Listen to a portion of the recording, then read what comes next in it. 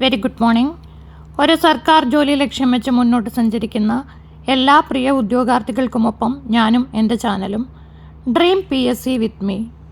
നമ്മളെ അബ്ദുൽ കലാം സാറ് പറഞ്ഞ പോലെ സ്വപ്നം കണ്ടാൽ പോരാ, ഉറക്കത്തിൽ കാണുന്നതാവരുത് സ്വപ്നം, നമ്മുടെ ഉറക്കം കെടുത്തുന്നത് എന്താണോ അതാണ് സ്വപ്നം.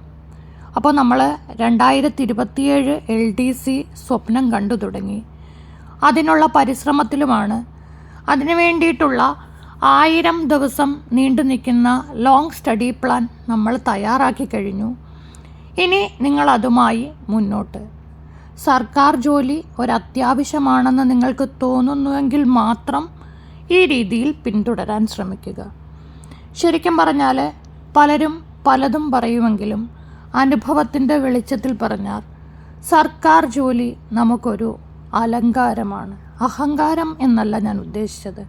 കാരണം നമ്മുടെ കൂട്ടുകാർക്കിടയിലും നാട്ടുകാർക്കിടയിലും ബന്ധുക്കൾക്കിടയിലുമൊക്കെ ഒരു സർക്കാർ ജോലി ഉള്ളവനും ഇല്ലാത്തവനും ശരിക്കും പറഞ്ഞാൽ 2 വാല്യൂ ആണ്. അത് അനുഭവിച്ചറിഞ്ഞതുകൊണ്ട് തന്നെ പറയുകയാണ്. നമുക്കത് നേടണമെങ്കിൽ കുറച്ച് നന്നായി കഷ്ടപ്പെടേണ്ടി വരും, കുറച്ച് വലിയ മത്സരം സഹിക്കേണ്ടി വരും. അതുമാത്രമല്ല, അതിലേക്ക് എത്തിപ്പെടാൻ കല്ലും മുള്ളും നിറഞ്ഞ പാതകളിലൂടെ സഞ്ചരിക്കേണ്ടി വരും. പക്ഷേ ഇതൊക്കെ തരണം ചെയ്യാനുള്ള ശക്തി നമുക്ക് ലഭിച്ചാൽ അതിനുശേഷം അനുഭവിക്കുന്ന സന്തോഷം അല്ലെങ്കിൽ സമാധാനം അത് വളരെ വലുത് തന്നെയാണ്.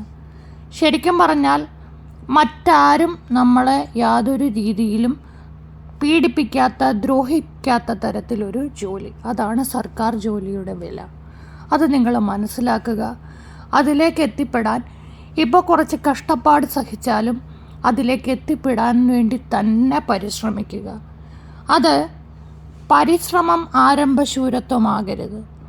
അതുപോലെ തന്നെ നിരന്തരമായ ചിട്ടയായ പഠനം വളരെ അത്യാവശ്യമാണ്. 6 മാസം കൊണ്ടോ 3 മാസം കൊണ്ടോ 1.5 മാസം കൊണ്ടോ ഒന്നും സർക്കാർ ജോലി നേടാൻ സാധ്യമല്ല. ഇന്നത്തെ കാലത്ത് മത്സരം കൂടി. നല്ല രീതിയിൽ പഠിക്കുന്ന ഒരുപാട് ഉദ്യോഗാർത്ഥികൾ മത്സരിക്കുന്നുണ്ട്. മാത്രവുമല്ല യോഗ്യതയും കൂടി. ഇപ്പോൾ വിദ്യാഭ്യാസം ഇല്ലാത്തവർ വിരലിലെണ്ണാൻ പോലുമില്ല. എല്ലാവരും നല്ല നല്ല വിദ്യാഭ്യാസം നേടി നല്ല രീതിയിൽ പരിശ്രമിച്ചു വരുന്നവരാണ്. പക്ഷെ നിങ്ങളൊന്ന് മനസ്സിലാക്കുക, LD ക്ലർക്ക് എന്ന് പറയുമ്പോൾ പാവങ്ങളുടെ IAS എന്നറിയപ്പെടുന്നു. ഒരുപാട് വേക്കൻസി ഉണ്ട്. ജില്ലാ അടിസ്ഥാനത്തിലാണ് പരീക്ഷ. നമ്മൾ വിചാരിക്കും നമുക്കതിനുള്ള കപ്പാസിറ്റി ഇല്ല. അങ്ങനെയല്ല.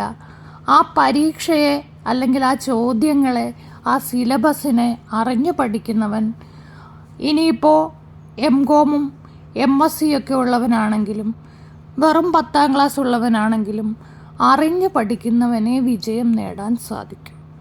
അതുകൊണ്ട് LD ക്ലർക്ക് പരീക്ഷയുടെ സ്വഭാവം എന്താണ്, സിലബസ് എന്താണ്, അതിനെക്കുറിച്ചൊക്കെ മനസ്സിലാക്കിയാണ് ആവശ്യമുള്ള കാര്യങ്ങൾ നമ്മൾ കൃത്യമായിട്ട് ക്ലാസ് തരാൻ ശ്രമിച്ചുകൊണ്ടിരിക്കുന്നത്. ഇപ്പോൾ നമ്മുടെ ക്ലാസ്സിൽ ശരിക്കും പറഞ്ഞാൽ തൊഴിൽ വീതിയാണ് ഡിപ്പെൻഡ് ചെയ്യുന്നത്. എനിക്ക് ഏറ്റവും പല കാര്യങ്ങൾ തൊഴിൽ വാർത്തയിലും തൊഴിൽ വീതിയിലും ഒക്കെ വരാറുണ്ട്, ഞാൻ വെരിഫൈ ചെയ്യാറുണ്ട്. പക്ഷേ ഒരുപാട് പ്രയോജനപ്രദം എന്ന് തോന്നിയത് സുജേഷ് പുറക്കാട് സാറിൻ്റെ ഒരു പങ്ക്തിയുണ്ട്. എല്ലാ ആഴ്ചയിലെയും തൊഴിൽ വീതിയിൽ വരുന്നുണ്ട്. നിങ്ങൾക്ക് തൊഴിൽ വീതി വാങ്ങിച്ച് വായിക്കാൻ പറ്റുന്നവരാണെങ്കിൽ വാങ്ങിച്ച് വായിക്കുക. ഞാനിത് വീഡിയോസായിട്ട് നിങ്ങളിലേക്ക് എത്തിക്കുന്നത് കുറേയേറെ വീട്ടമ്മമാരുണ്ട്, ജോലിക്ക് പോകുന്നവരുണ്ട്. അങ്ങനെ സമയപരിമിതിയുള്ള കുറേ ആൾക്കാർക്ക് കേട്ട് ഇത് മനസ്സിലേക്ക് ആഴ്ത്താൻ വേണ്ടിയിട്ടാണ് ഈ രീതിയിൽ ഇത് ചെയ്യുന്നത്. അതിൽ ഓരോ വീക്കിലും ഓരോ ടോപ്പിക് എടുക്കുക.